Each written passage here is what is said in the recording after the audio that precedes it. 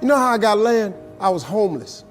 And I used to fish all the time. I wasn't fishing playing, I was fishing catching fish because I drive to a rest area because I kept charcoal in my trunk. And when I got to them little grills on the side of the rest area, I'd take my charcoal and I'd fry my fish.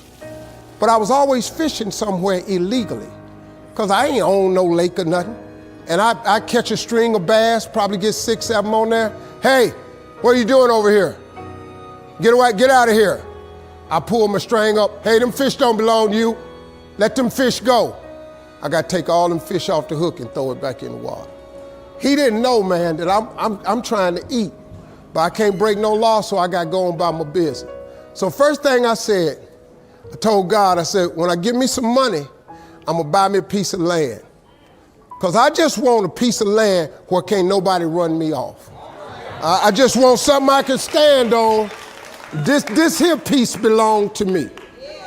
So this how I did it. I was reading something one day and I said, man, how much land is on earth? So I looked it up. It's a little over 36 billion acres of land on earth. At the time, it was between 5 and 6 billion people on earth. It's a little over 8 billion now. So I did a little hood math. I said to myself, if it's 36 billion acres of land and it's 6 billion people, just to me, everybody ought to have 6 acres of land. It was a scripture my mom used to tell me about all the time. She said, you have not because you ask not. So guess what I started asking for? 6 acres of land. Just wanted 6. So I messed around and got my first piece of money.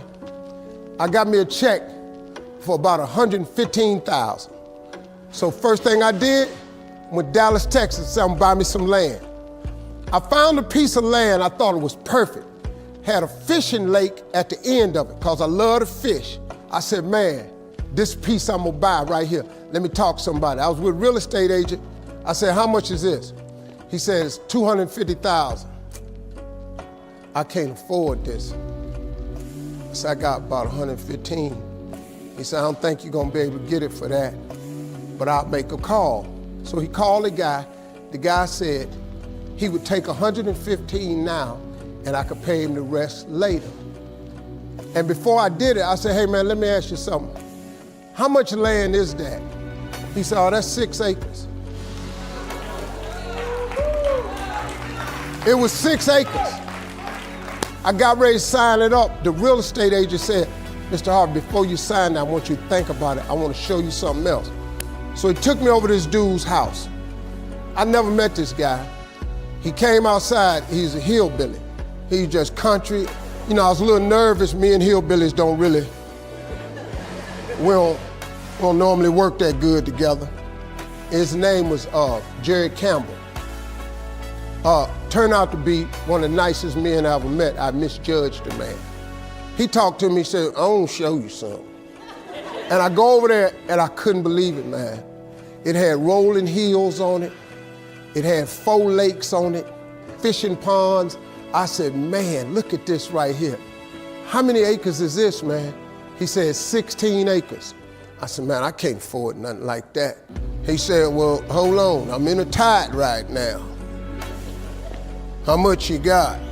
I said, well, I was gonna do this other piece of land. I got 115 I'm gonna pay now.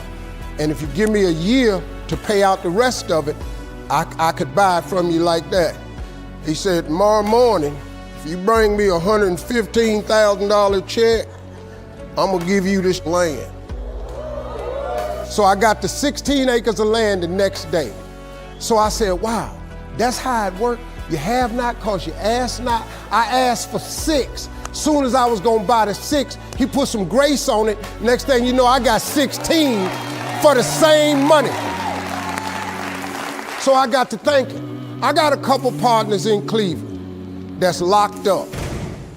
They not getting out of prison. So I asked God, could I have a 6?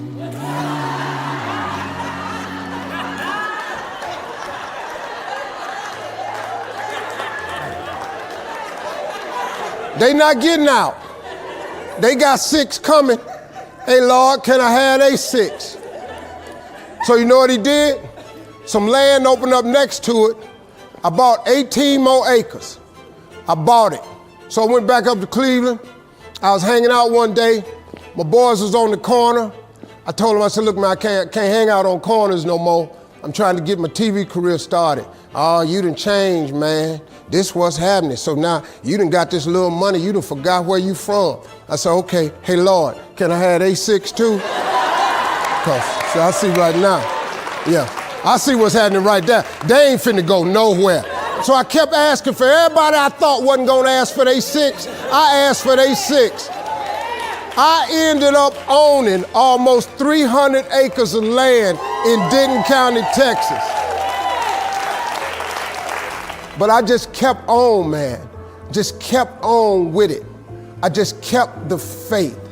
I kept believing. I kept asking him. I kept wanting. God got great life for you, man. But you're gonna have to ask for it. And when you ask for it, you're gonna have to believe it. After you believe it, you got to put your work in. Now, if you don't want to do the work that it takes to be successful, this man with his success, if you knew how hard he worked, if you knew the hours he put in, the hours his daddy put in, if you knew what it really took, it's daunting. It's days, man, where you go, whoa, what is this I'm trying to do? But you got to hang in there. See, getting what you want is up to you. How you get there, that's up to God. See, the problem with you is you trying to figure out how to do something. Listen to this. The how-to ain't none of your business. The Bible don't tell you to figure nothing out. It say ask, believe, and receive.